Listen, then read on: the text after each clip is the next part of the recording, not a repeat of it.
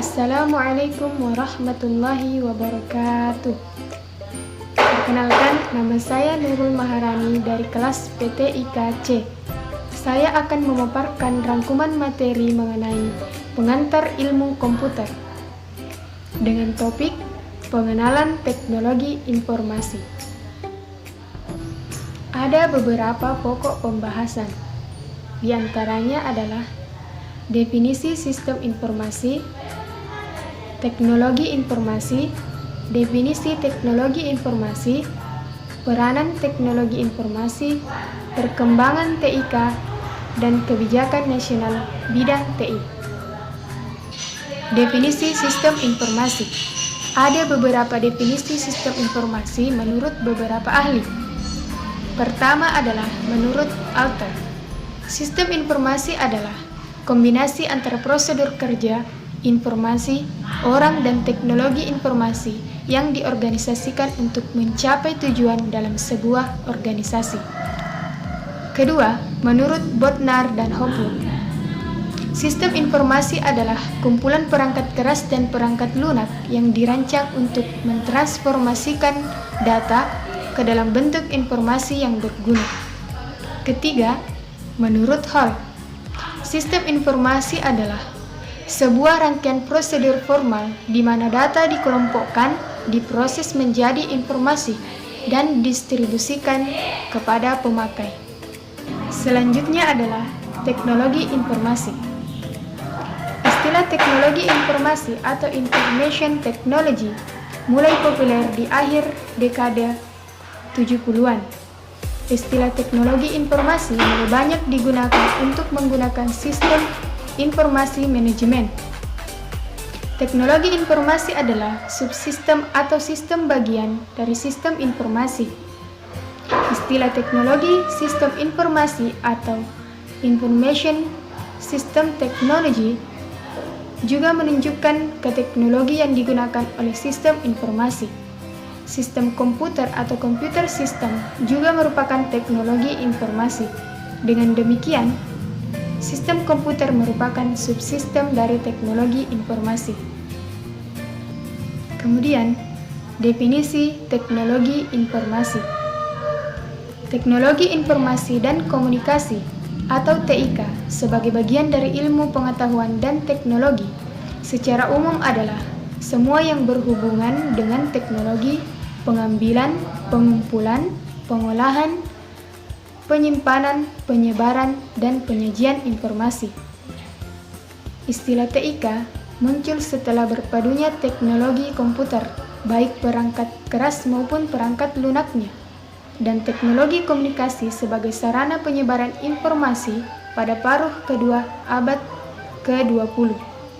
TIK dengan proses pembelajaran disoroti lebih dibanding dengan bidang lain. Bidang pembelajaran mendapat manfaat lebih dalam kaitannya dengan kemampuan TIK mengolah dan menyebarkan informasi. Selanjutnya adalah peran teknologi informasi. Peran teknologi informasi pada aktivitas manusia pada saat ini memang begitu besar. Teknologi informasi telah menjadi fasilitator utama bagi kegiatan-kegiatan bisnis, memberikan andil besar terhadap perubahan-perubahan yang mendasar pada struktur, operasi, dan manajemen organisasi. Berkat teknologi ini, berbagai kemudahan dapat dirasakan oleh manusia, misalnya pengambilan uang melalui ATM, anjungan tunai mandiri, transaksi melalui internet dikenal dengan e-commerce, atau perdagangan elektronik, transfer uang melalui e-banking yang dapat dilakukan dari rumah. Selain itu, teknologi informasi juga berperan dalam restrukturisasi terhadap peran manusia. Dalam hal ini, teknologi berperan dalam melakukan perubahan-perubahan terhadap sekumpulan tugas atau proses. Selanjutnya adalah perkembangan TIK. Pertama adalah temuan telepon oleh Alexander Graham Bell pada tahun 1875. Memasuki abad ke-20, tepatnya antara tahun 1910 sampai 1920, terrealisasi transmisi suara tanpa kabel melalui siaran radio AM yang pertama. Diikuti pula oleh transmisi audiovisual tanpa kabel berwujud siaran televisi pada tahun 1940-an. Kemudian pada tahun 1943, komputer elektronik pertama beroperasi, yang diikuti oleh tahapan miniaturisasi komponen elektronik melalui penemuan transistor pada tahun 1947 dan rangkaian terpadu pada tahun 1957. Miniaturisasi komponen elektronik melalui penciptaan rangkaian terpadu pada puncaknya melahirkan mikroprosesor. Mikroprosesor inilah yang menjadi otak perangkat keras komputer dan terus berevolusi sampai saat ini. Di bidang pendidikan, ide untuk menggunakan mesin belajar, membuat simulasi proses-proses yang rumit, animasi proses-proses yang sulit dideskripsikan, sangat menarik minat praktisi pembelajaran. Sejalan dengan itu, mulai bermunculan e-book, e-learning, e-laboratory, e-education, e-library, dan sebagainya. Pengenalan bermakna elektronik yang secara implisit dimaknai berdasar teknologi elektronika digital. Selanjutnya adalah kebijakan nasional bidang TIK, infrastruktur informasi. Aspek pertama adalah jaringan fisik yang berfungsi sebagai jalan raya informasi, baik pada tingkat jaringan pelampung maupun tingkat akses pelanggan. Aspek kedua menekankan pada kemanfaatan pengelolaan sumber informasi bagi seluruh komponen masyarakat. Aspek terakhir adalah pengembangan perangkat keras, baik di sisi jaringan maupun di sisi terminal. Perangkat lunak. Perkembangan perangkat lunak diarahkan pada realisasi sistem aplikasi yang mampu menunjang proses transaksi ekonomi yang cepat dan aman.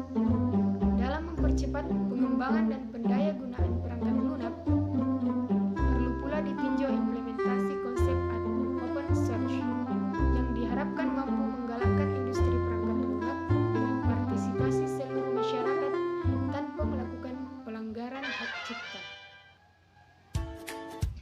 Kandungan informasi. Kegiatan perkembangan kandungan informasi bertujuan melakukan penataan, penyimpanan, dan pengolahan informasi yang diperlukan untuk meningkatkan efisiensi proses pembangunan, pengorganisasian, pencairan, dan pendistribusian informasi.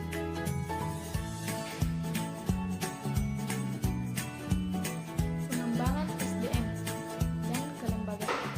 Dalam pengembangan sumber daya manusia, diperlukan upaya peningkatan kemandirian dan keunggulannya. Salah satunya adalah dengan mengembangkan sistem pendidikan dan pelatihan, serta mengantisipasi timbulnya kesenjangan keahlian sebagai akibat kemajuan teknologi, khususnya teknologi informasi dan komunikasi. Pengembangan regulasi dan standarisasi.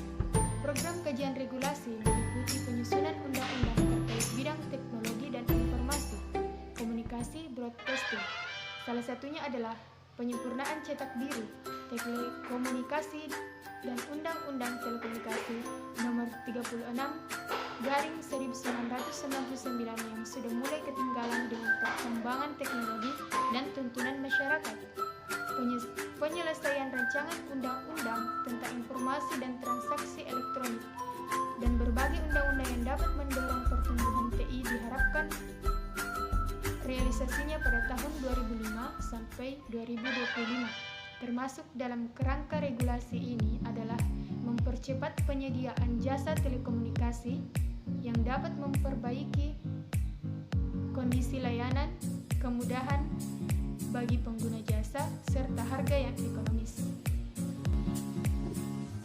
Itulah tadi pemaparan rangkuman materi mengenai pengantar ilmu komputer dengan topik pengenalan teknologi informasi. Sekian yang dapat saya sampaikan. Lebih dan kurangnya mohon dimaafkan. Assalamualaikum warahmatullahi wabarakatuh.